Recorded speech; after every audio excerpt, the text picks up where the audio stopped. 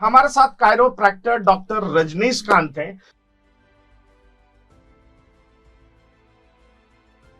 कि ये एक ऐसा ट्रीटमेंट है जिसका संबंध पौराणिक समय से भी है। भगवान श्री कृष्ण ने भी ऐसी महिला को ठीक किया था जो कि सीधा खड़ी नहीं हो सकती थी।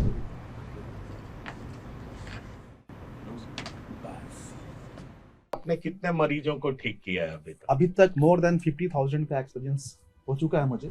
नमस्कार, मैं हूं पंकज कुमार। मेरे साथ इस खास पेशकश में कई सारे मेहमान हैं, लेकिन एक विशेष मेहमान है जो अल्टरनेटिव मेडिसिन के बारे में हमें बताएंगे। दरअसल आपको बता दें कि ये एक ऐसा ट्रीटमेंट है जिसका संबंध पौराणिक समय से भी है। कहा जाता है कि भगवान श्री कृष्ण ने भी एक जगह पहुंच करके और एक ऐसी महिला को ठीक किया था जो कि सीधा खड़ी नहीं हो सकती थी। तो इस प्रैक्टिस का पौराणिक कथा से क्या संबंध है उसके बारे में भी बताएंगे। साथ ही साथ आप हैरान हो जाएंगे कि ये पढ़ाई विदेशों में भी होती है। कनाडा में पढ़ाया जाता है, स्वीडन में पढ़ाया जाता है और इंडिया में अब इसकी शुरुआत होने वाली है। तो इसलिए मैंने आपको कहा कि इस प्रैक्टिस को कायरो प्रैक्टी कहते हैं और इसको जो प्रैक्टिस करता है उसको कायरो प्रैक्टिशनर कहते हैं या कायरो प्रैक्टर कहते हैं। और हमारे साथ कायरो प्रैक्टर डॉक्टर रजनीशकांत हैं, तो आपका स्वागत करना चाहूंगा टीवी 9 के स्टूडियो में। जी हाँ, सबसे पहला सवाल मैं आपसे करना चाहूंगा कि दरअसल कायरो प्रैक्टी है क्या और इसकी पढ़ाई आपने कहां से की है और क्या इंडिया में ये एक्नॉलेज्ड है? सबसे पहले मैं बताना चाहूंगा कि कैरोप्रैक्टिक है क्या। तो कैरोप्रैक्टिक एक ऐसी विधा है, ऐसी टेक्निक है कि ना तो इसमें किसी दवा का यूज होता है और ना तो सर्जरी का। ये टोटली जो है मैनुअल ट्रीटमेंट है, just like a physiotherapy, advance technique of physiotherapy. इसमें होता क्या है कि जैसे हम लोग रीढ़ की हड्डियों को, कैरोप्रैक्टिक के मतलब भी होता है रीढ़ की हड्डियों को हाथों के द्वारा प्रेस करके रोगों को समन करना। अब रोग बहुत प्रकार के भी हो सकते हैं, जो मतलब अगर हमारा देखा जाए तो सारा बॉडी एक स्पाइन से होते हुए गुजरता है। हमारे बॉडी के जितने भी ब्लड सप्लाई होते हैं वो स्पाइन के थ्रू ही होते हैं। तो उसमें कहीं भी सबलक्सेशन होता है, मिस अलाइन होता है हमारा वर्टिब्रा, तो वहाँ ब्लड वेसल्स कंप्रेस होता है। जैसे ब्लड वेसल्स कंप्रेस होगा वो बॉडी पार्ट को ब्लड प्रॉपर नहीं पहुंचेगा तो वहाँ क्या होगा, उस बॉडी पार्ट को प्रॉब्लम होना शुरू हो जाएगा, चाहे वो पैर हो, हाथ हो, ईयर हो, आइज हो, स्टमक हो, एवरीथिंग। तो अगर देखा जाए तो ये कैरोप्रैक्टिक एक मैनुअल ट्रीटमेंट है और टोटली मतलब जो ये ट्रीटमेंट है हाथों के ऊपर डिपेंड है। ये होता है कैरोप्रैक्टिक। आपने कैरोप्रैक्टिक के बारे में बताया, लेकिन मैं डॉक्टर रजनीशकांत आपसे एक सवाल करना चाहूंगा। दरअसल मेडिकल साइंस बहुत ही ज्यादा डेवलप कर चुका है, पर उसमें भी बहुत सारा कंफ्यूजन होता है। जैसे आपने स्पाइनल कॉर्ड की बात की, स्पाइनल कॉर्ड के अलोंग नर्व भी गुजरता है, ये आप बेहतर जानते हैं। और कई बार जब दर्द होता है तो पेशेंट को लगता है कि वो ऑर्थो के पास जाए या वो न्यूरो के पास जाए। और आप कह रहे हैं कि आप स्पाइनल कॉर्ड का या वर्टिब्रा का ऐसा इलाज करते हैं कि उससे नर्व भी ठीक हो जाता है। तो ये ऐसा कंप्लीट इलाज है कि आप लोगों के दिमाग से, दिलो दिमाग से कंफ्यूजन भी दूर कर देंगे, क्योंकि लोगों को समझ में नहीं आता। मैंने कई सारे ऐसे पेशेंट को देखा है कि उनको स्पाइनल कॉर्ड में दर्द होता है तो लंबे समय तक वो इंतजार करते रह जाते हैं कि न्यूरो के पास जाएं या ऑर्थो के पास जाएं। ऑर्थो के पास जाते हैं तो उन्हें लगता है न्यूरो के पास जाना चाहिए क्योंकि ये नर्व का प्रॉब्लम है। और कायरोप्रैक्टी अगर इसको एड्रेस करता है तो क्या आप बता सकते हैं कि इंडिया में इसको अभी तक एक्नॉलेज क्यों नहीं किया गया? ऑल्टरनेटिव मेडिसिन है, फिर भी आप कह रहे हैं कि अभी डीवाई पाटिल में अगस्त महीने से इसकी पढ़ाई होगी, ऐसा आप बता रहे हैं, पर फिर भी मेडिकल साइंस इसको एक्नॉलेज क्यों नहीं करता? मेडिकल साइंस एक्नॉलेज क्यों नहीं करता कि इसके बिहाफ में फिजियोथेरेपी हमारे इंडिया में रेडी है और वो फिजियोथेरेपिस्ट जो हैं वर्क कर रहे हैं ऑल्टरनेटिव के तहत, एक्सरसाइज के थ्रू मसल्स को स्ट्रॉन्ग करते हैं। जो हमारा वर्टिब्रा रोटेट होता है थोड़ा टाइम टेकन होता है और वो जगह पे आता है। लेकिन कैरोप्रैक्टिक में हम लोग क्या कर सकते हैं कि सडन उसको मूव कर सकते हैं। अगर वर्टिब्रा का ही नर्व कंप्रेशन है, सिंपल सा वर्ड सुने होंगे आप, डिस्क बल्ज होना, डिस्क कंप्रेस हो जाना, सैक्रलाइज हो जाना, जो मिनिमम जो गैप होता है वो कम कंप्रेस होता है और नर्व को कंप्रेस करता है, ब्लड वेसल्स को कंप्रेस करता है। तो ये कैरोप्रैक्टिक में होता है क्या है कि जो वो बोन, जैसे हम लोग का ये डेली लाइफ, ये सब जो बीमारियां जो हैं ये डेली लाइफ की वजह से ही होती है। अगर हम लोग गलत पोस्चर में बैठते हैं, चलते हैं, सोते हैं, तो इस कारण क्या होता है कि कंटिन्यूअस एक पोस्चर में रहने से पोस्चर हमारा बॉडी अडप्ट करता है और वहां से वर्टिब्रा रोटेट होता है या बोन का मूवमेंट अपने जगह से अलग थोड़ा मिस अलाइन होता है, तो प्रॉब्लम वहां से स्टार्ट होता है। तो कैरोप्रैक्टिक के थ्रू उस ज्वाइंट को, उस मतलब मूवमेंट को रीअलाइन करके पुनः उसकी अवस्था में ले जाके जैसे हम लोग रीअलाइन करते हैं, सर्कुलेशन मेंटेन होता है और बिल्कुल दर्द गायब हो जाता है। तो सर्कुलेशन मेंटेन करने का मतलब ये है कि बॉडी में ब्लड का प्रॉपर फ्लो होगा, और एकदम। प्रॉपर फ्लो ब्लड का होगा हमारे तो बॉडी पूरे बॉडी में ऑक्सीजन प्रॉपरली पहुंचेगा। और आयुर्वेद में ऑक्सीजन को प्राण कहते हैं, प्राण वायु कहते हैं। तो अगर प्राण वायु शरीर को मिलेगा तो शरीर स्वस्थ रहेगा, ठीक रहेगा, अच्छा रहेगा। पर मैं इससे रिलेटेड आपसे सवाल करना चाहूंगा, अक्सर लोगों का L3, L5, L4 इस तरह की समस्या होती है, क्या आपका क्रायोप्रैक्टिक इसका इलाज कर सकता है? एकदम डेफिनेटली सर, स्पाइन से रिलेटेड जो भी प्रॉब्लम है एकदम कर सकते हैं। इनफैक्ट स्पाइन के साथ साथ हमारे पेरिफेरल जॉइंट जैसे फ्रोजन शोल्डर, ये नी अर्थराइटिस सुने होंगे आप, ये सारे को ठीक कर सकते हैं। होता क्या है कि हमारा मूवेबल पार्ट लंबर होता है, जिसको L1, L2, L3, L4 कहते हैं। हम झुकते हैं, चलते हैं, मूव करते हैं, ज्यादा मूव करता है। तो उसमें क्या होता है, जैसे हम लोग पैर पे पैर ऊपर रख के बैठते हैं या मूव करके बैठते हैं, वो पार्ट रोटेट होता है। जैसे ही रोटेट होता है, वर्टिब्रा जैसे ही रोटेट होगा, वहां ब्लड वेसल्स कंप्रेस होगा। ब्लड वेसल्स कंप्रेस होगा तो आप क्या करेंगे, या तो उसको एक्सरसाइज के थ्रू माइनस करेंगे, या तो आप सर्जरी कराएंगे, या तो फिर आप डेली लाइफ एक्सरसाइज करेंगे। और हमारा क्या है कि जैसे L1, L2 वर्टिब्रा रोटेट होगा और उसका जो ब्लड सप्लाई आप सुने होंगे सियाटिक नर्व कंप्रेस होगा, जो कॉमन भाषा में लोग कहता है साटिका हो गया। इट मींस वो L4 और L5 के बीच सियाटिक नर्व होता है जो कमर से निकलते हुए हिल तक जाता है। जब उस पर प्रेशर आता है तो पेशेंट क्या मतलब कंप्लेन करता है, चीफ कंप्लेन उसका होता है कि पूरा हिल तक पेन जाता है और मैं चलने में बैठने में असमर्थ हूँ। तो वैसे कंडीशन में होता क्या, सर्जरी से या तो आप उस मसल्स को कट कर देंगे, या तो एक्सरसाइज के थ्रू मसल्स को स्ट्रांग रखेंगे, या तो कैरोप्रैक्टिक के थ्रू उस बोन को रोटेट करके रियलाइन करके ब्लड फ्लो को नॉर्मल कर देंगे। तो ये होता है कैरोप्रैक्टिक। इंडिया में आप कब से इसका प्रैक्टिस कर रहे हैं और आपने कितने मरीजों को ठीक किया है अभी तक? अभी तक मोर देन 50,000 का एक्सपीरियंस हो चुका है मुझे, और बहुत सारे फ्री कैंप भी होते हैं हमारे ऑल ओवर इंडिया में। कुछ वैसे लोग जो मतलब इस ट्रीटमेंट को नहीं ले सकते हैं, काफ़ी पुअर है, गांव से बिलोंग करते हैं, उन लोगों को पता नहीं है कि ये ट्रीटमेंट क्या है, उन लोगों को भी ट्रीटमेंट करता हूँ। अलग अलग मोर देन 50,000 पेशेंट को अभी तक ट्रीटमेंट दे चुका हूँ, सब लोग सेटिस्फाइड। ये साइटिका की बात आपने की और आपने बताया कि उस नर्व्स में प्रॉब्लम होता है। साइटिका ज्यादा गांव के महिलाओं में होता है, ऐसा आपने नोटिस किया है? सर गांव के महिलाओं में होती है, और अभी आज के दौर में देखा जाए तो शहर के लोगों में भी होता है। ड्यू टू वो लॉन्ग पोस्चर, कोई भी बैंकर्स हो, सॉफ्टवेयर इंजीनियर्स हो, या जो सिटिंग जॉब वाले हैं, या लॉन्ग ड्राइव पे जो कार चलाते हैं, उन लोग को भी कंटिन्यूअस बैठे बैठे क्या होता है कि वो जो ब्लड जो L4, L5 का रीजन है वो कंप्रेस होने लगता है। तो ये सारे सिम्टम्स आते हैं और गाँव के लोगों को पता नहीं है लिविंग स्टाइल क्या है। फिर भी थोड़ा अगर देखा जाए तो शहर की अपेक्षा गाँव के लोग थोड़ा ज़्यादा एक्टिव है, क्योंकि उन लोगों को फिजिकल एक्टिविटी है। शहर में फिजिकल एक्टिविटी बिल्कुल जीरो है, जिसके कारण गाँव की अपेक्षा शहर में सर ज़्यादा मिल रहा है। चलिए, तो मैं ये चाहूंगा कि अगर कायरोप्रैक्टिक का कुछ मॉडल आप दिखा पाए, आप बता पाए कि ये कैसे प्रैक्टिस करते हैं आप और कैसे लोगों को आप ठीक कर सकते हैं, अगर आप दिखा पाए हमारे दर्शकों को तो बहुत अच्छा रहेगा। अभी मैं थोड़ा बता रहा हूँ सर्वाइकल स्पाइन के ऊपर। अगर सर्वाइकल स्पाइन में किसी को प्रॉब्लम होगा, सिंपल सा भाषा आप लोग सुने होंगे, सर्वाइकल स्पॉन्डिलाइटिस। सर्वाइकल किसी को एक नॉर्मल भाषा में कहते हैं, डॉक्टर के पास अगर कुछ नहीं समझ में आता तो उन लोगों को बताते हैं कि आपको सर्वाइकल की प्रॉब्लम हो गई है। तो वैसे लोगों में सिम्टम्स क्या आता है, हाथों में नमनेच आना, चक्कर आना, सर दर्द करना, ब्लरी विजन करना, धुंधला दिखाई देना, लेजीनेस फील होना, एक्टिव फील नहीं होना, ये सारा सिम्टम्स हमारे सर्वाइकल का है। तो सर्वाइकल से रिलेटेड मैं अभी जो एडजस्टमेंट है और कैसे क्या फील करता है पेशेंट, मैं कुछ विजुअल दिखाना चाहूंगा। Doctor, what is the difference between cervical and spondylitis, वो भी बता दीजिएगा।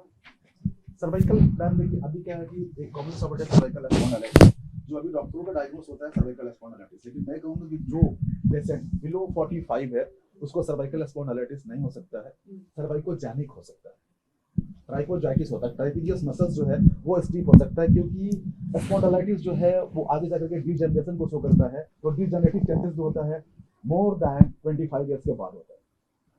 तो उसका थोड़ा हम डायग्नोस करेंगे बोन का अलाइनमेंट। जैसे ही हम ये टेम्पोरल बोन को जैसे हम फिल करते हैं, मैं जैसे डायग्नोस कर पा रहा हूँ, आपका राइट जो ऑसिपिटल है थोड़ा डाउन है, लेफ्ट थोड़ा डाउन है, राइट थोड़ा अप है। तो कभी आपको समटाइम्स जो इधर साइड का हैवीनेस फील होगा, और ये कभी कभी आपका हैंड्स का ये नमनेस आएगा 3 फिंगर्स में होंगे, और ये थोड़ा नमनेस कभी कभी फील होगा। हाँ समटाइम्स। और इसके बाद जैसे ही नीचे जाते थोड़ा मिड स्पाइन पे C1 C2 C3 के पास थोड़ा इधर रोटेट करेंगे तो ये आपको पेन थोड़ा फील होगा।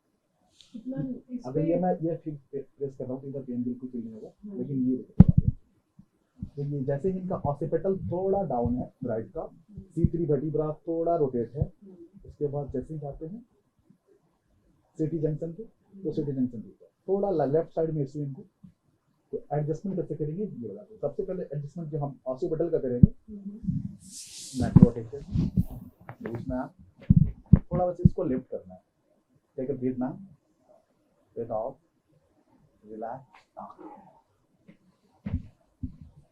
बना करना क्या करना? Take a breath, breath in, right? या breath in, breath out, relax, just relax the shoulder, stay relaxed, stay relax now.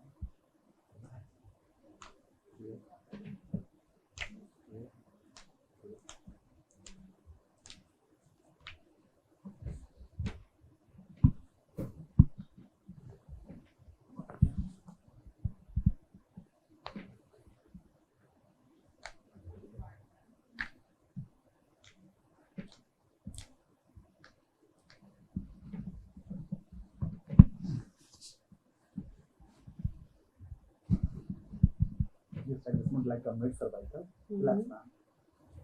Ow. Are you okay? Yeah. If you have to keep it like Breathe in, breathe out, take a breath, breathe out, relax. Like a decompression of full cervical. The back extension. लंबी सांस लेंगे again,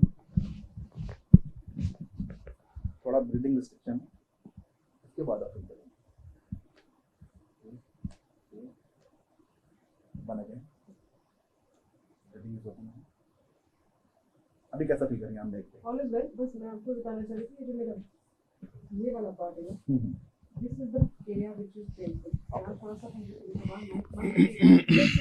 यहाँ थोड़ा heavy तक होता है। Heavy pillow avoid करना है, Okay. लॉन्ग सिटिंग होगा। Sometimes when somebody presses it, या तो मुझे लगता है कि वहाँ दर्द भी होता है, तो जैसे देखो पेन जो पकड़ लेते हैं सर्वाइकल के एरिया ब्रेन के पास होता है ना, राइट। तो यहाँ जैसे स्टीफनेस फील होगा तो पेन थोड़ा ज्यादा, just relax, okay okay, one again, just feel.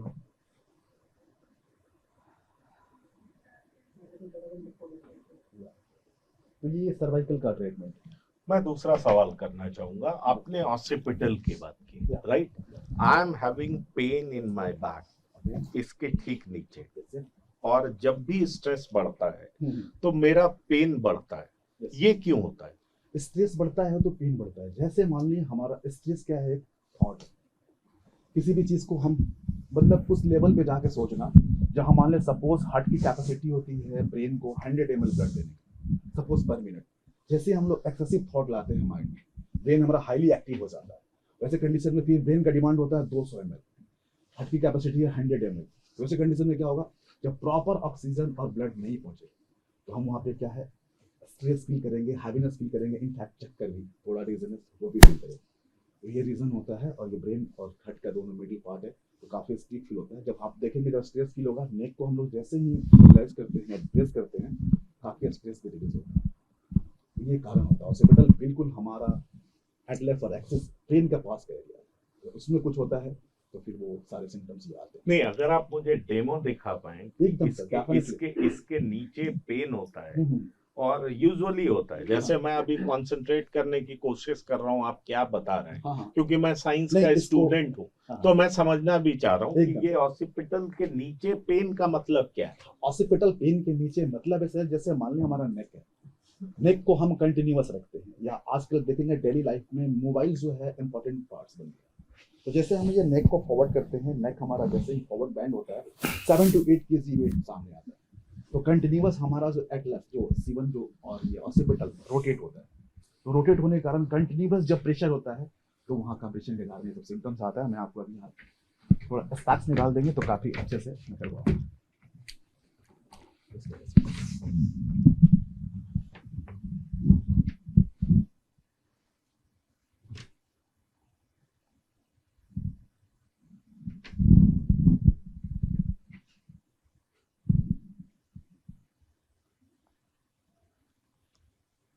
Right side का काफी स्मूथ आपको, लेफ्ट साइड का जो है ना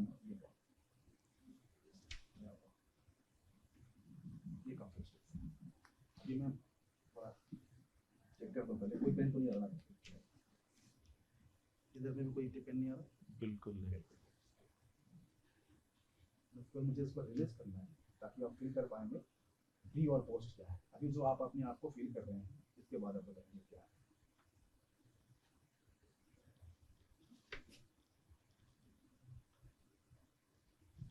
थोड़ा मसल रिलीज कर लेते हैं ताकि एडजस्टमेंट स्मूथ हो आपको फील में।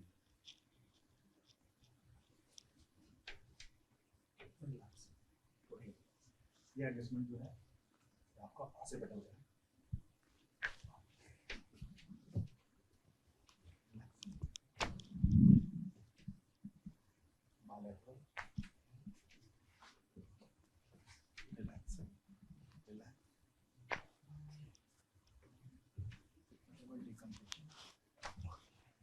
अभी आप नेक रोटेट करेंगे और फील करेंगे। यस, समथिंग रिलीज लाइट है। तो ये कंटिन्यूअस एक दो सेशन होता है क्योंकि मसल्स जस्ट लाइक रबड़ से हम लोग एक बार स्ट्रेच करते हैं फिर पुनः अपने साइज और सेट में चला जाते हैं। इसी को अगर 2-3 बार कंटिन्यूअस कर देते हैं तो लेंथ बढ़ जाता है और प्रॉब्लम सॉल्व हो जाती है। तो मैं आपसे ये पूछना चाहूंगा कि एक कॉन्सेप्ट है एक्यूप्रेशर, दूसरा है फिजियोथेरेपी हाँ। और तीसरा है जो कायरोप्रैक्टिक। ये तीनों में अंतर क्या है? एक्यूप्रेशर सर हम लोग नर्व को स्टेबल करते हैं उसके पॉइंट पे जाकर। हमारे जितने बॉडी है उसका कहीं ना कोई एक ऐसा पॉइंट होता है, जैसे हम बॉल भी ऑन करते हैं उसका भी स्विच होता है हमारे बॉडी में। उस मतलब एक्यूप्रेशर में बताया जाता है कि इस प्रेशर को पॉइंट अगर एक्टिवेट करेंगे तो हमारा ये ऑर्गन जो एक्टिवेट होगा। उसके बाद आते हैं हम लोग फिजियोथेरेपी पे। फिजियोथेरेपी जस्ट लाइक अगर मुझे पता चलता है कि बैक पेन के कारण थाइस मसल्स वीक हो रहा है तो हम लोग क्या करेंगे, थाइस मसल्स को स्ट्रॉन्ग करेंगे और बैक पेन को रिड्यूस करेंगे। कायरोप्रैक्टिक में आते हैं तो कायरोप्रैक्टिक में चाहते हैं कि ये काउस हो क्यों रहा है, ठीक है। अब जैसे ही अगर पता चलता है कि ये वर्टिब्रा या ये बोन को रोटेशन से ये प्रॉब्लम हो रहा है तो उस बोन को रोटेट करके रीअलाइन करके वो प्रॉब्लम सॉर्ट आउट करते हैं। ये तीनों में डिफरेंस है। तो आप ये बताइए कायरोप्रैक्टिक के जरिए क्या जो आई साइट आजकल बहुत ज्यादा वीक हो रहा है लोगों का, वो भी आप ठीक कर सकते एकदम हैं? सर देखिए आई साइड का ऑप्टिक नर्व जो होता है वो C1 से निकलते हुए आईज की तरफ आता है। मैं इसीलिए पूछ रहा था कि नहीं, ऑप्टिक नर्व C1 से निकलता है तो ऑप्टिक नर्व को कैसे ये इन्फ्लुएंस कर सकता ऑप्टिक है? नर्व सर जैसे ही आप किसी को फील करेंगे जिसको सर्वाइकल के प्रॉब्लम होगा, अगर कोई को ब्लर यहाँ पे है तो मैं दिखा सकता हूँ जिसको ब्लरी विजन ट्रीटमेंट के पहले और ट्रीटमेंट के बाद विजन में भी डिफरेंट आता है। जैसे ही ऑप्टिक नर्व C1 एडजस्ट होगा हमारे बॉडी में कोई भी डिसफंक्शन होता है ब्लड सर्कुलेशन की वजह से। कहीं भी पेन होता है दो ही रीजन है, या तो ब्लड सर्कुलेशन फास्ट है या तो स्लो है। तो हमारा काम है बस उसको मेंटेन करके नॉर्मल फ्लो कर देना बॉडी में, ये कम हो जाए। मैं एक सवाल इसी से जुड़ा हुआ पूछूंगा, फिर आप चश्मा क्यों लगाते हैं? ये रीडिंग ग्लास है? ये रीडिंग ग्लास है, इसमें कोई पावर नहीं है, बस कभी स्क्रीनिंग टाइमिंग ज्यादा होता है इसके वजह से। अच्छा, मतलब आपका आई बिल्कुल ठीक है, प्रॉपर रेटिना में ब्लड पहुंच रहा है, कोई दिक्कत नहीं है। पहुंच रहा है। आजकल लोगों को ये मोतियाबिंद बहुत होता है और खास तौर पर ग्लूकोमा, अचानक लोग अंधे हो जाते हैं और कहा जाता है नर्व का प्रेशर बहुत हाई हो जाता है या बहुत लो हो जाता है, और बहुत सारे लोग इलाज के लिए एम्स तक में जाते हैं पर इतना टाइम बीत चुका होता है कि उन्हें इलाज नहीं मिलता। क्या कायरोप्रैक्टिक ग्लूकोमा का भी इलाज कर सकता है? ग्लूकोमा कैसे नहीं कर सकता? ग्लूकोमा का अलग चीज होता है, ये अलग है। इनिशियल स्टेज जो होता है उसको कम कर सकता है, ग्लूकोमा को ठीक नहीं कर सकता। ग्लूकोमा को ठीक नहीं कर सकता, आप ये कह सकते हैं।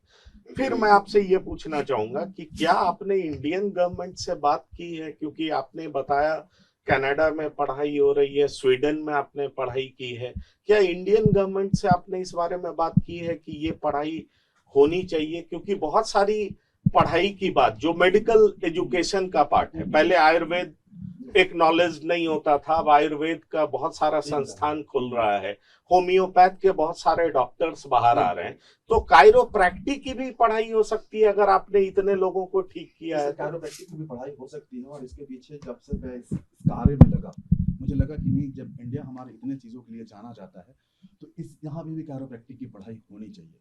और अभी मेरे बहुत सारे स्टूडेंट को ट्रेंड भी किया है जो ऑलरेडी फिजियोथेरेपिस्ट हैं, उन लोगों को मैं 4 to 5 डेज का एक एडवांस ये वर्कशॉप कराता हूँ, उन लोगों को बताता हूँ how to adjust your bone.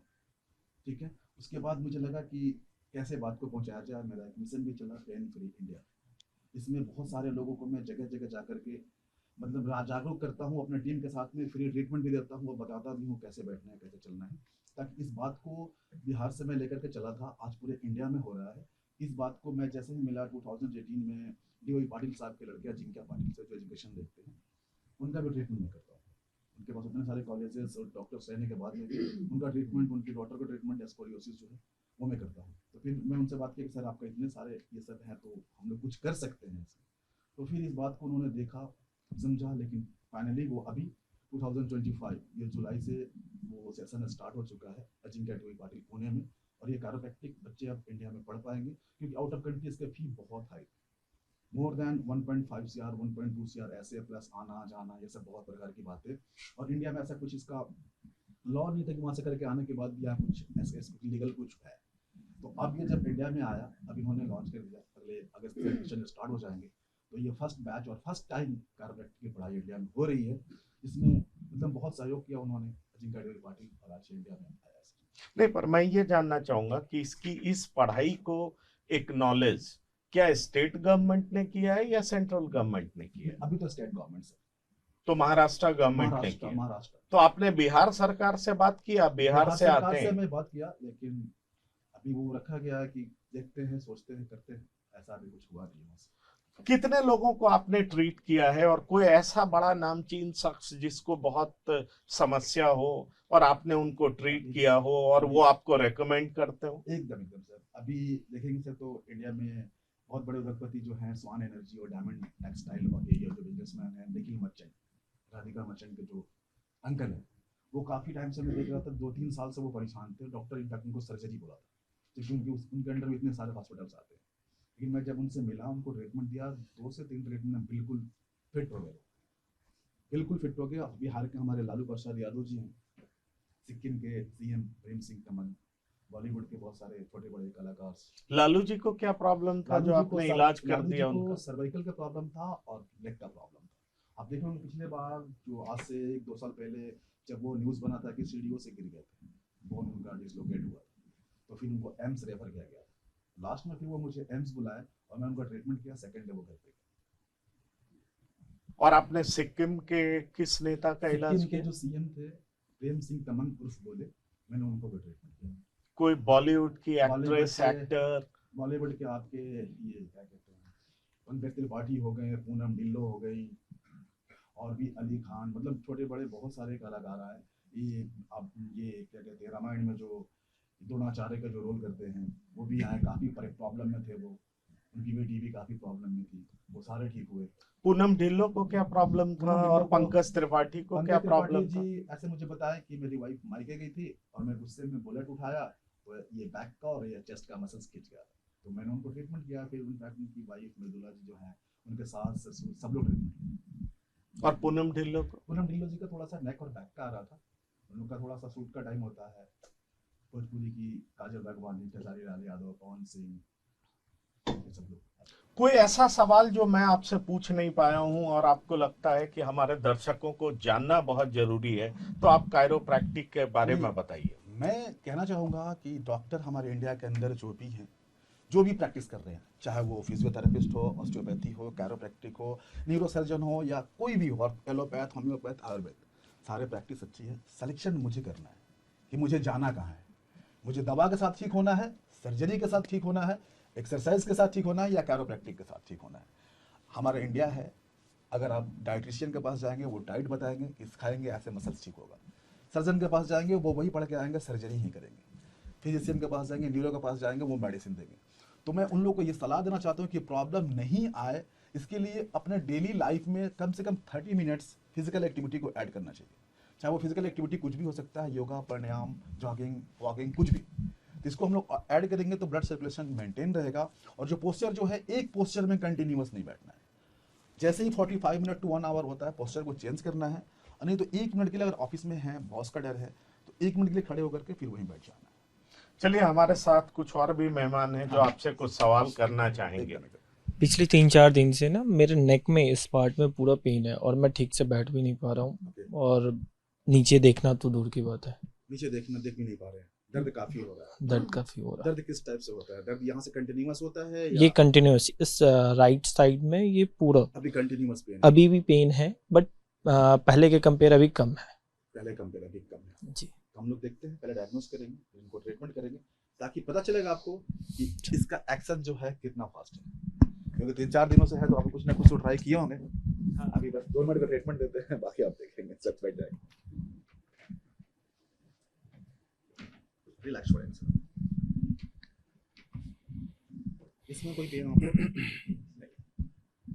इसमें कोई पेन नहीं है? इसमें कोई पेन? इसमें भी नहीं है? इस प्रेगनेंसी की शोल्डर से कोई प्रॉब्लम? ठीक है। इसमें कोई पेन?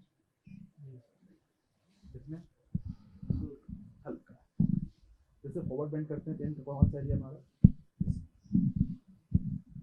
ये भी रिसेंट का है कि पहले से? इनका थोड़ा सा वर्टिब्रा जो है कंटिन्यूअस हो सकता है एक पोस्चर में मोबाइल यूज करने से, थोड़ा एंटीरियर शिफ्टेड हुआ है। ये जैसे वर्टिब्रा जो है यहाँ जैसे ही प्रेस करूंगा ये, इसके बाद जो कहूँगा पेन कम हो जाएगा। कम है, इसको जैसे ही छोड़ेंगे ये पेन बन जाएगा। तो ये एंटीरियर शिफ्टेड है और जाकर के प्रेस कर रहा है। रिलैक्स छोड़ेंगे सर, एकदम जुड़ा है। इसके साथ थोड़ा इसके अगला में पेन आ रहा है क्या यहाँ इस पार्ट पे? थोड़ा सा एकदम सर आप रिलैक्स हो गए।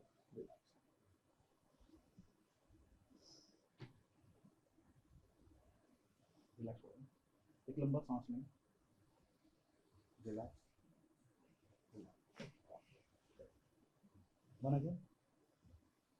रिलैक्स। रिलैक्स। आपको लूज छोड़ना है, सांस लेना है, लूज। रिलैक्स है। रिलैक्स। लूज छोड़ेंगे। रिलैक्स।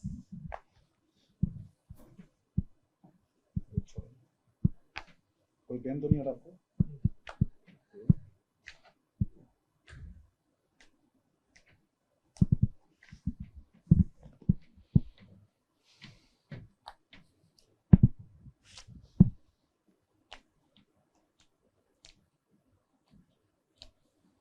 इनका जो खिंचाव आ रहा था सर्वाइकल के साथ साथ थोड़ा थोरेसिक पे भी, थोड़ा खड़े हो जाएंगे।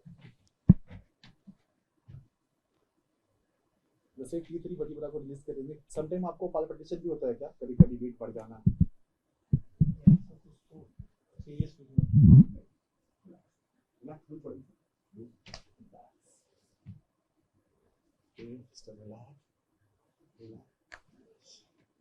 सर अभी बैठेंगे, एक और अभी नेक को फॉरवर्ड बेंड करेंगे और पेन को फील करेंगे।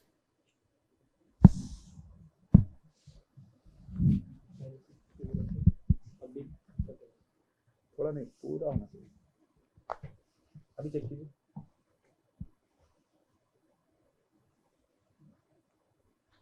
ठीक है, बट यहाँ पे इस मिड पॉइंट 0.1%।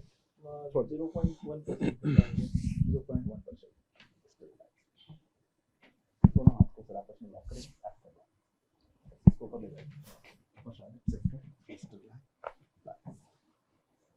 नाउ तो ये ट्रीटमेंट है। चलिए, तो अगर ये वाकई ट्रीटमेंट कह सकते हैं कि अगर लॉन्ग लास्टिंग है, मेरा मतलब है कि अगर इनको रिलीफ जो है वो परमानेंट हो गया है, तो जादू है आपके पास। सर ये आप भगवान कृष्ण के भेजे हुए दूसरे दूत हैं जिनको कहा जा सकता है, जो आप पल भर में लोगों की इतनी बड़ी बीमारी का इलाज कर देते हैं। अगर मुझे लगता है कि आपको इसका प्रचार प्रसार करना चाहिए और एक पढ़ाई के रूप में लोगों को बताना चाहिए, क्योंकि ज्यादा से ज्यादा लोग इस बारे में जान सकें और कम से कम सर्जरी से बच सकें। कई बार बहुत सारे लोगों को अनवांटेड सर्जरी से गुजरना पड़ता है और उसके बाद उनकी हालत बहुत खराब हो जाती है। आप समझ सकते हो। और इसलिए मैं आपसे कह रहा हूं कि जब कभी भी स्पाइनल कॉर्ड की प्रॉब्लम्स आती है लोगों के पास, तो वो इतने डर जाते हैं, घबरा जाते हैं, उन्हें समझ में नहीं आता कि उन्हें न्यूरो के पास जाना चाहिए या ऑर्थो के पास जाना चाहिए। और ये जो आपका न्यूरो मस्कुलर ट्रीटमेंट है, कायरोप्रैक्टिस है, ये वाकई अगर एक्नॉलेज होता है, इससे बहुत सारे मरीज ठीक होते हैं जो कि आप दावा करते हैं, तो ये किसी चमत्कार से कम नहीं है। बहरहाल मेरे साथ फरीद हैं, वो कुछ आपसे सवाल करना चाहेंगे। मेरे लोअर बैक में पेन रहता है और जब थोड़ा तो अक्सर होता है, अभी पीछे भी कुछ दिन रहा मुझे, लेकिन कई बार ऐसा होता है, साल में 1-2 बार ऐसा होता है कि लंबे टाइम के लिए फिर बेड रेस्ट पे रहना पड़ता है, हफ्ता 10 दिन। लोअर बैक फिर उठ भी नहीं पाता, मतलब थोड़ा मिड लोअर बैक। ये यहाँ लोअर बैक इधर L4 L5 बोलते हैं शायद इसको। ये पैर लोकल, ये पेन जो है लोकलाइज रहता है या पैरों में भी जाता है? ये यहाँ कूल्हों तक रहता है, कूल्हों तक रहता है। नीचे तो नहीं रहता, लेकिन ये बैठने उठने खड़े होने में दिक्कत होती है बहुत। बैठने उठने खड़े होने में दिक्कत होती है। और इसके साथ और कोई प्रॉब्लम? नहीं, और तो कोई प्रॉब्लम नहीं होती। शोल्डर ऐसा कुछ नहीं, केवल लोअर बैक का? लोअर बैक में ही रहता है। आप आ सकते हैं? हाँ हाँ। पीछे बैक साइड, हाँ बैक साइड।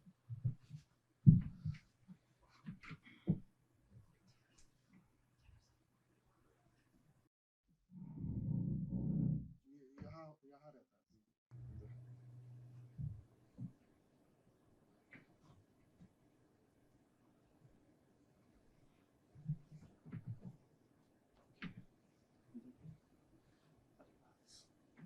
सर थोड़ा टर्न हो गया ऐसे, थोड़ा और बैक में आएंगे, थोड़ा और बैक पीछे। अभी प्रॉपर पेड नहीं है, लेकिन मैं इनके सारे स्पाइन को डीकम्प्रेस कर रहा हूँ। जैसे मैं फील कर पा रहा हूँ, यहाँ थोड़ा सा सेंट्रलाइजेशन होता है। सेंट्रलाइजेशन होता है कि जो गैप स्पेस होता है नॉर्मल, वो कंप्रेस हो जाना। जैसे गैप स्पेस रिड्यूस होगा, यहाँ से पेन स्टार्ट होगा। ये भी हुआ है, तो अभी जस्ट लाइक इसको डीकम्प्रेस करके होल जो लंबर स्पाइन है और मिड ये थायराइड, उसको ओपन करेंगे, इससे काफी इनको फर्क महसूस होगा। सर आप ऐसे लॉक करेंगे ऐसे, हाँ बस ऐसे ही रहना, आपको बॉडी को रिलैक्स रखना है सर, ठीक है? लूज छोड़ो मेरे ऊपर सर, उसको पकड़े रहना। अच्छा, मेरे ऊपर सो जाएंगे। मेरे रिलैक्स, एक लंबा सांस लेंगे सर, एक लंबा सांस छोड़ेंगे, रिलैक्स सर। आपको लूज छोड़ना है सर, मेरे ऊपर दम सो जाना। खड़ा हूँ क्या मैं? नहीं खड़ा नहीं होना सर। अच्छा रिलैक्स, बस छोड़ेंगे,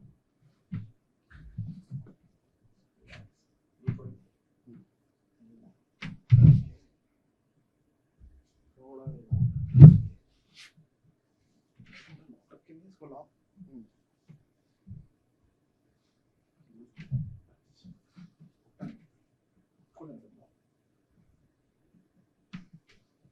बैक साइड थोड़ा मेरी तरफ झुकेंगे, आप झुकेंगे और झुकेंगे और झुकेंगे और झुकेंगे और थोड़ा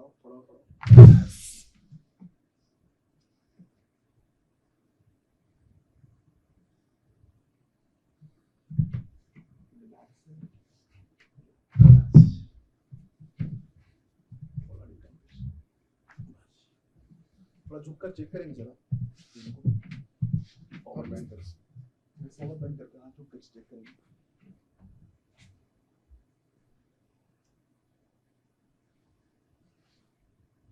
अभी तो ठीक था, पेन अभी था नहीं मुझे, नहीं तो मैं अभी कह रहा हूँ इसके लिए थोड़ा लोअर बैक का जो प्रॉब्लम है ना, तो उसके लिए प्रॉपर बेड चाहिए होता है। ये सिटिंग में मैं दे रहा हूँ, तो नेक और शोल्डर ये सारा चीज। Can arthritis also be cured? Pains and all? Arthritis like a knee joint ना, osteoarthritis। Hand problems, you know, Yeah. like my mother, उनके हाथ ऐसे हो गए। Arthritis का मतलब होता है कि ब्लड सर्कुलेशन को कम हो जाना। अगर सपोज यहाँ पेन होता है, उसको हम रेस्ट देते हैं। रेस्ट के साथ ब्लड सर्कुलेशन ब्लॉक होने लगता है। तो जैसे ही ये मैनिपुलेशन करेंगे, ब्लड फ्लो होगा, पेन भी रिड्यूस होगा। At any stage? Yeah. at even advanced stage. Minimum मुझे जो प्रैक्टिस है मिनिमम 5 डेज का बच्चों का है और मैक्सिमम 117 साल का है। Wow. वैसे बहुत सारे वीडियोस भी पड़े हैं, सीपी चाइल्ड भी हमारे पास आते हैं। चलिए, इसके लिए मुझे खुद भी कुछ करना चाहिए, थोड़ी बहुत एक्सरसाइज स्ट्रेचिंग, थोड़ी बहुत ब्रीथिंग एक्सरसाइजेस, अच्छा, मसल स्ट्रेंथनिंग एक्सरसाइजेस। ओके। ये बीमारी नहीं है, लाइफ स्टाइल डिजीज है, जिसको हम लोग बीमारी समझ बैठते हैं और कहीं ना कहीं गलत करते हैं। नहीं तो लाइफस्टाइल डिजीज की समस्या तो बहुत ज्यादा बढ़ती जा रही है। एकदम डायबिटीज लाइफस्टाइल डिजीज है, ब्लड प्रेशर लाइफस्टाइल अगर डिजीज है। डायबिटीज के ऊपर भी आते हैं तो T7 वर्टिब्रा जो होता है पेनक्रियास को ब्लड सप्लाई करता है, T7 thoracic 7। अगर वहां किसी को कंटिन्यूअस प्रेशर हो रहा है या D3 की डिफिशियंसी कंटिन्यूअस है तो उस पेशेंट जो है आगे चल के डायबिटिक होगा। ये सारे हैं। अगर हम केवल स्पाइन को एडजस्ट कर दे, कुछ इमेजेस शेयर करेंगे आप लोगों के साथ, तो कम से कम 150 से 200 बीमारियों को ठीक कर सकते हैं केवल स्पाइन एडजस्ट करके। नहीं तो क्या कोई डायबिटिक है उसको आप पहचान सकते हैं कि ये डायबिटिक है? नहीं, डायबिटिक सर एक क्या है ना कि हार्मोनल इम्बैलेंस है, बॉडी में चेंजेस होते रहता है। अगर हम लोग लेते हैं, अगर कोई ज्यादा है 10 साल से तो उसको लोग पहचान सकता है, लेकिन जो रिसेंट का है तो मतलब चेंजेस तो होते रहता है। डायबिटीज का मतलब कि ब्लड शुगर का लेवल बढ़ जाना, तो ब्लड में किसी का भी बढ़ जाएगा। अगर हम लोग आप ही स्वीट्स अगर ज्यादा लेते हैं तो 10 मिनट बाद करेंगे ग्लूकोज टेस्ट तो भी बढ़ा हुआ है। नहीं वो तो कायरोप्रैक्टिक डायबिटीज का भी इलाज कर। कायरोप्रैक्टिक अगर सर देखिए क्या है, वो सारे ऑर्गन हमारे डिपेंड करते हैं ब्लड सर्कुलेशन पे। अगर ब्लड सर्कुलेशन प्रॉपर, इंडाइजेशन को भी ठीक करता है कायरोप्रैक्टिक।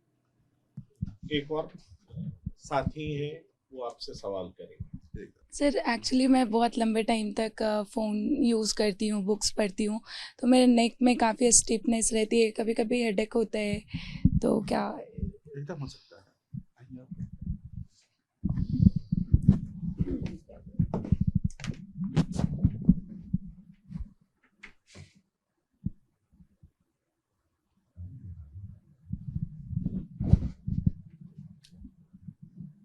जैसे मैं इनको फील कर पा रहा हूँ, इनका सालों के अभी तक लेफ्ट पे थोड़ा राइट ये मिला डाउन, लेकिन इनका राइट इनका राइट हाथ में सब राइट साइड आता है। ये हाथ को इसे ऐसे होल्ड करेंगे। अभी कोई पेन आ रहा है क्या? नहीं आ रहा ना?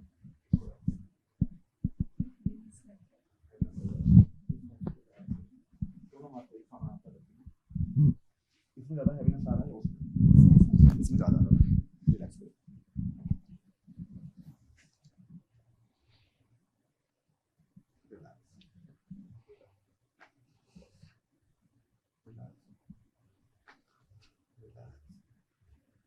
दूध छोड़ेंगे।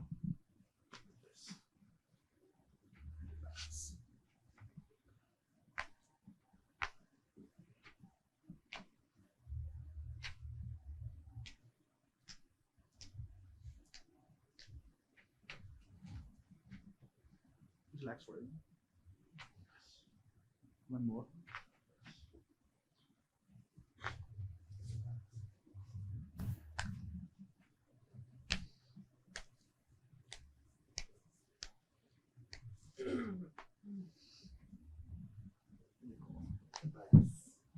फील करेंगे अभी दोनों हाथ को सामने ले जाकर। पेन, हैप्पीनेस, नेक का हैप्पीनेस कैसा है? ऐसे लग रहा है नेक भी पूरा हल्का हो गया है, मुझे फील ही नहीं हो रहा है कि मेरे स्टिफनेस थी नेक में या हैंड में, ऐसा कुछ लग रहा है। मुझे लग रहा है बॉडी में बहुत हल्का हल्का सा फील हो रहा है। चलिए, तो ये जादू है, इसको जादू कहा जाए। और मैं एक अंतिम सवाल बस आपसे ये करना चाहूँगा कि आजकल का जो लाइफस्टाइल है उसमें स्ट्रेस बहुत है, तो कोई ऐसा टिप्स आप हमारे दर्शकों को और हमें देना चाहेंगे जिससे हम स्ट्रेस मैनेज कर सकें? स्ट्रेस मैनेज करने के लिए सबसे मैं बताना चाहूँगा कि सबसे बड़ा कारण जो है स्ट्रेस बढ़ने का, अभी हमारा सबसे इम्पोर्टेंट चीज़ भी है मोबाइल फ़ोन। तो हम चाहेंगे उन लोगों से, ये तो खैर अवॉइड नहीं कर पाएंगे, लेकिन अगर हमारा स्लीपिंग टाइम, अगर सोने का टाइम 10 बजे है तो 1 घंटा पहले कम से कम मोबाइल से दूर रहे और उठने के 1 घंटे बाद तक। होता क्या है कि जैसे ही हम लोग सारा दिन तो वर्कआउट करते ही हैं, सारी चीज़ों को लेकर के स्ट्रेस में रहते हैं, बेड टाइम पे भी जाते हैं तो वो एक स्ट्रेस रहता है कि मुझे कल करना क्या है, अभी उनका मैसेज आना था, उनका कॉल आना था, ये आना था, बहुत प्रकार की बातें। जबकि वो कॉल 12 बजे भी आ सकता है, 9 बजे भी आ सकता है, 7 बजे भी आ सकता है। शेड्यूल सेट हम लोग को खुद करना होता है। तो हम लोग क्या करते हैं, सोते सोते टाइम स्क्रीन टाइम करते रहते हैं, जो हमारा ब्रेन सोने के बाद भी कम से कम 1 घंटे 1.5 घंटे बाद मोबाइल रखने के बाद एक्टिव रहता है, उस थॉट में डूबा रहता है। जैसे ही सुबह उठते हैं, उठते के साथ कुछ नहीं, सबसे पहले मोबाइल लेते हैं, मोबाइल ऑन करते हैं, हो सकता है कुछ ऐसे मैसेजेस आए जिससे सारा दिन ही खराब हो जाए। तो अपना जो कम से कम सुबह सोने से पहले कम से कम 1 घंटा और उठने के बाद 1 घंटा, सोने से पहले थोड़ी बहुत लाइट मेडिटेशन, जैसे कि ब्राह्मणी प्राणायाम बोलते हैं, वो कर सकते हैं। उठने के बाद अपना जो नेचुरल वर्क है उसका करने के बाद थोड़ा सा लाइट एक्सरसाइज, जो अगर हार्ड एक्सरसाइज कर सकता है तो वो कर ले, नहीं तो कोई नहीं कर सकता है तो लाइट एक्सरसाइज जैसे कि अपना ब्रीदिंग एक्सरसाइज हो गया, थोड़ा वॉक कर लेंगे। तो ये सब करने के बाद ही मोबाइल के पास आएंगे तो स्ट्रेस काफ़ी रिलीज हो जाएगी, मोर देन 80%। चलिए, तो इस लाइफस्टाइल में जितना ज़्यादा स्ट्रेस है, स्ट्रेस को कैसे दूर किया जा सकता है, ये डॉक्टर रजनीशकांत ने बताया। पर कायरोप्रैक्टिक क्या है?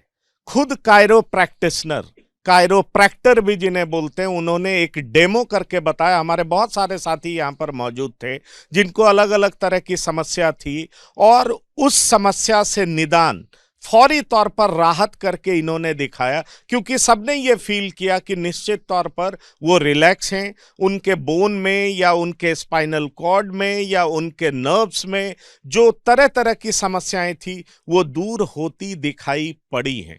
फिर बड़ा सवाल ये उठता है कि ये कायरोप्रैक्टिक जिसकी बात कायरो प्रैक्टिशनर कर रहे हैं, क्या इसकी पढ़ाई हमारे देश में भी होनी चाहिए? ये एक बड़ा सवाल है, क्योंकि महाराष्ट्र एक ऐसा स्टेट है जहां एक कॉलेज में इसकी पढ़ाई शुरू हो चुकी है। और जैसा कि कायरो प्रैक्टिशनर डॉक्टर रजनीशकांत दावा करते हैं कि इन्होंने पंकज त्रिपाठी जैसे कलाकार को, पूनम ढिल्लो जो कि बड़ी फिल्मी हस्ती हैं, और बड़े राजनेता लालू प्रसाद को इन्होंने ठीक किया है। तो क्या वाकई ये जो विधा है, ये जो तौर तरीका है, ये जो अल्टरनेटिव मेडिसिन का एक नमूना है, क्या भारत में जादू कर सकता है? क्योंकि कनाडा और स्वीडन जैसे विकसित राष्ट्र में, डेवलप्ड कंट्री में भी इसकी पढ़ाई होती है, ऐसा डॉक्टर रजनीशकांत कह रहे हैं। तो डॉक्टर रजनीशकांत, हमारे स्टूडियो में आने के लिए बहुत बहुत धन्यवाद और शुक्रिया। जी शुक्रिया। चलिए, तो इस खास पेशकश में इतना ही। आपको ये प्रोग्राम कैसा लगा? इस प्रोग्राम को देख करके अपना कमेंट जरूर करें, और ये जो डॉक्टर रजनीशकांत की विधा है उसको देख करके आप क्या महसूस करते हैं, अपना कमेंट जरूर लिखें और हमें बताएं कि ये कायरोप्रैक्टिक आपको कैसा लगा, और क्या इसे इंडिया में लोगों को सिखाया जाना चाहिए, बताया जाना चाहिए। ये प्रोग्राम देखने के बाद आप जरूर कमेंट करें। इस खास पेशकश में इतना ही। ताजा तरीन खबरों के लिए आप लगातार देखते रहिए TV9। धन्यवाद, नमस्कार।